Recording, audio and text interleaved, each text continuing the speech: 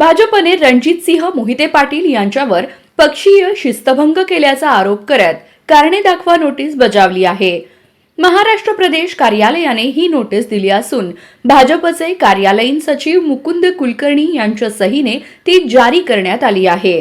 पक्षविरोधी कारभाराचा आरोप रणजितसिंह मोहिते पाटील यांनी लोकसभा आणि विधानसभा निवडणुकांमध्ये पक्षाच्या अधिकृत उमेदवारांना विरोध केला आणि पक्षविरोधी काम केल्याचा आरोप पक्षाकडून करण्यात आला आहे। या तक्रारीचे मुख्य सूत्रधार भाजपचे माजी आमदार राम सातपुते असल्याचे समजते। त्यांच्या तक्रारीनंतरच पक्षाने ही कारवाई केल्याचं बोललं जात आहे। भाजपने पक्ष शिस्त पाळण्यासाठी यापूर्वीही अशा प्रकारच्या कठोर भूमिका घेतल्या आहेत। पक्षविरोधी काम करणाऱ्यांवर कारवाई करून इतर सदस्यांसाठी कडक संदेश देण्याचा भाजपचा हेतू असल्याचं जाणकारांचं मत आहे।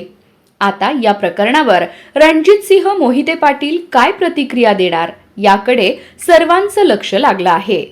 पक्षाकडून नोटीस मिळाल्यानंतर ते कोणती भूमिका घेतात आणि पक्षाला दिलेल्या उत्तरात काय स्पष्टीकरण देतात हे महत्त्वाचं ठरणार आहे।